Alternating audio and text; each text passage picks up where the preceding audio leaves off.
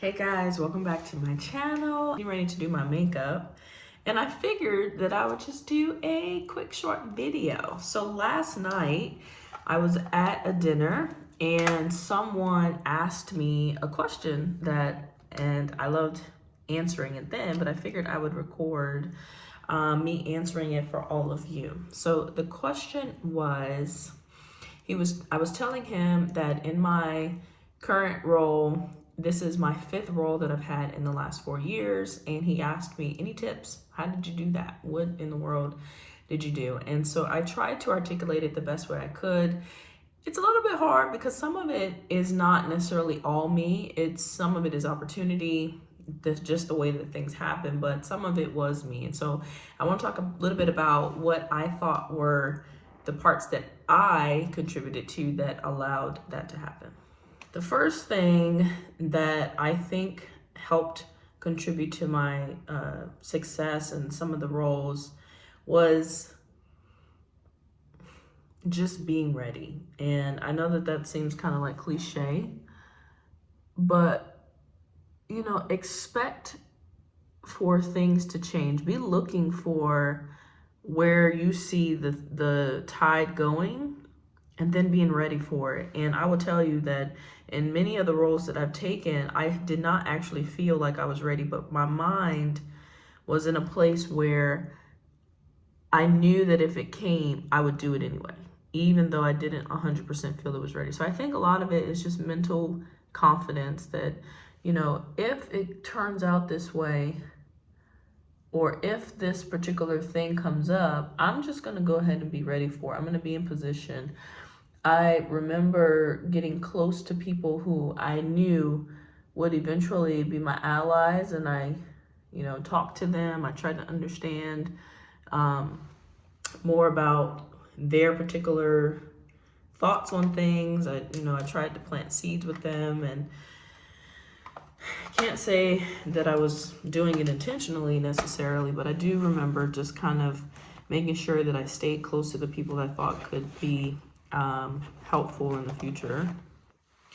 All right, so the second thing that I think contributed to my success in the roles was that I didn't wait for the role before I started acting like I was in the role. Matter of fact, I never really even thought a whole lot about the roles themselves. I thought about what needed to be done, and I just started to do what needed to be done. And what I found is that if you start moving and you have a general idea of where you're going and you know how to incite people and lead people to a vision that you have, people will follow and people will get out of the way respectfully. And so I remember when I first got to the job, I was in a senior analyst role, individual contributor. I was literally there just to help build up the governance and risk part of the program. Actually, I think it was just risk. I think I was literally just risk management.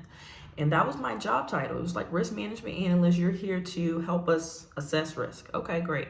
When I got there though, I realized that there was nothing.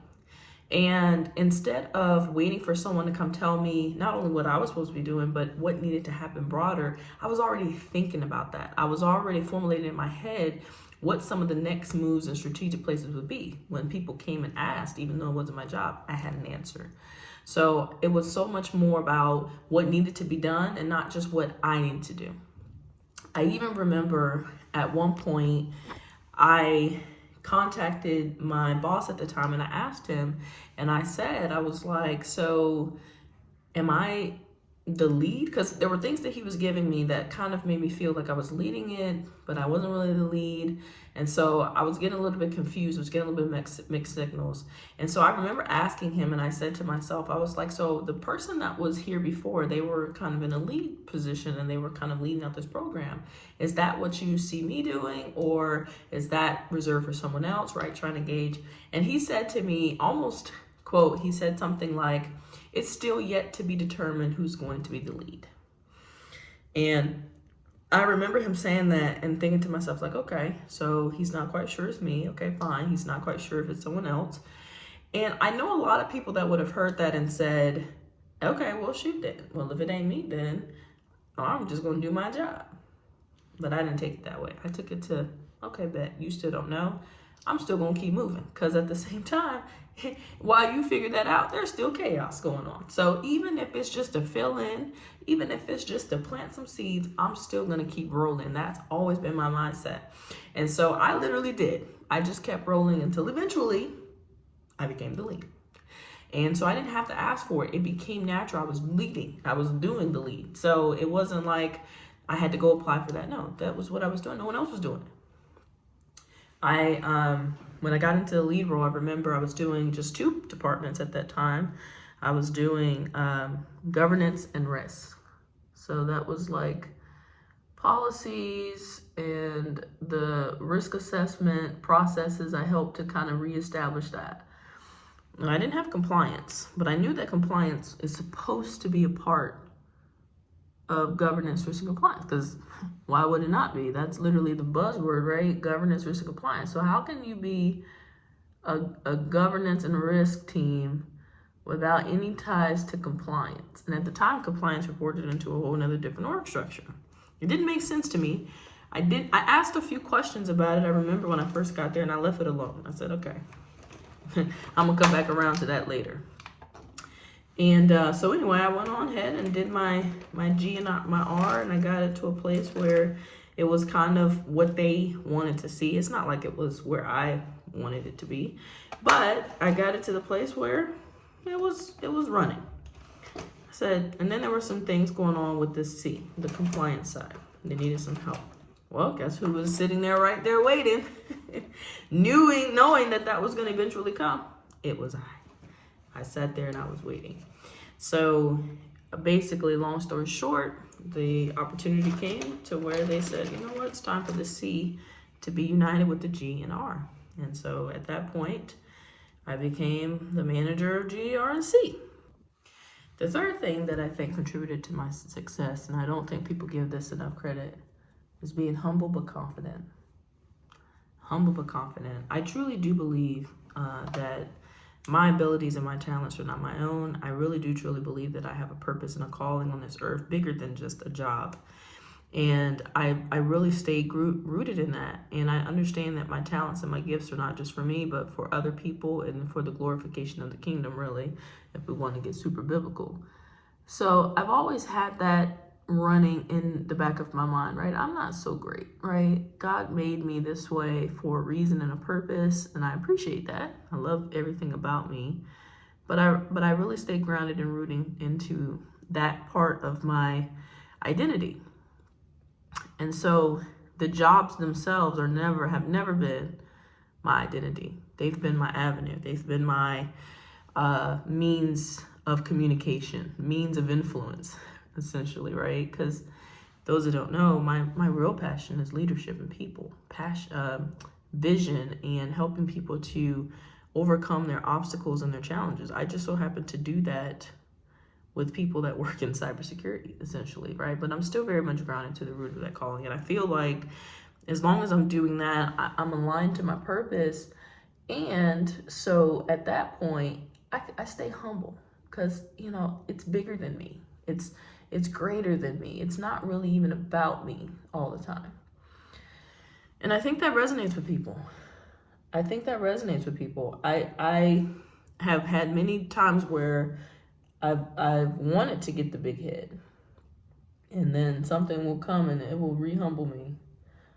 And I remember where I started from. I remember how I got here, and I remember who I am. And so I think that resonates with people. People don't feel intimidated by me. And I think that has allowed me to get some jobs and to maintain the influence that I've had, because I'm not bigger than now. I really do believe in being a servant leader, and never try to be something that I'm not. But at the same time, confident. I will say this last job has really challenged my confidence, because I think it's the job that's the furthest away from where how I said I've always done a job ahead of time. Well, I was doing parts of this job ahead of time, but not in the fullness. And so learning some of that stuff, right, it's a new experience for me. I've always kind of already been there, then doing something, but it's a whole nother animal when you're developing into something that you're not all the way there yet. have the potential. I believe that, truly. I know I can do it. Not really worried about that. But the fine tuning, the refinement, and the building the confidence about knowing that you can do something that you've not done before takes some time. But I think in general, a part of who I am is I know who I am. I know what I am good at. And so when I'm in these moments of uncertainty, I don't need to be confident in the stuff I don't know. I need to be confident in the stuff I do know. And I've always reverted back to that. And that has literally helped my career because, yeah, I'm not the super most technical person. And at some point I determine I don't really want to be. And you know what? I don't need to be. I'm not going to sit here and try to pretend. Matter of fact, me recognizing that actually helps me more because I tell people, look, I'm going to need the watered down, dummied down version of that. Because what I'm going to do is I'm going to take it and then apply it to how I think, which is of value, right? We both can be great in this. I need your help with this, and I might be able to help you with this, right? And I've always had that mindset. So I'm confident about the stuff that I know. And I stay grounded in that. And I try not to be something that I'm not. I'm not going to go into a technical call and start trying to talk technical stuff. I will 100% say, I don't even know the right word to use here, but I know it's something around here. And people respect me for that. People do respect me for that. And that has definitely contributed to some of my success. But overall, I think the other thing that's ultimately led to my success is just, like I said, opportunity and seizing of opportunity. There's a lot of things that happened that contributed to me getting these roles that I had absolutely no control over, except just being in the mental state of ready for whatever was gonna come. I had 2 leaders leave almost around the same time. And some people would have said, well, you know what? I'm just gonna keep doing what I'm doing. But I said, you know what? I could do what they were doing. Might not be able to do it as well right off the bat, but I can still probably do it. And even if it's temporary, I still dip my toes in it. It can't hurt, right? You know, I was always talking to myself in the positive. And but I couldn't control them leaving, right? That was something that happened outside my control. All I could do was say to myself, hey, I see something good that can come out of this. And took it. Doesn't always have to be the case. And there's a time and a season for that. My last job that I was at, manager left too. And I didn't apply. And in fact, it was funny, and maybe this is how everything works out. The hiring person of that role, after I didn't apply for it and someone else got the job, came to me when I told them that I was leaving, and they said, well, had you applied for the job, I probably would have considered you. And I didn't have any experience at that time. So that stuck with me. So when it happened again, see, I always believe that God works in mysterious ways. I really do believe that.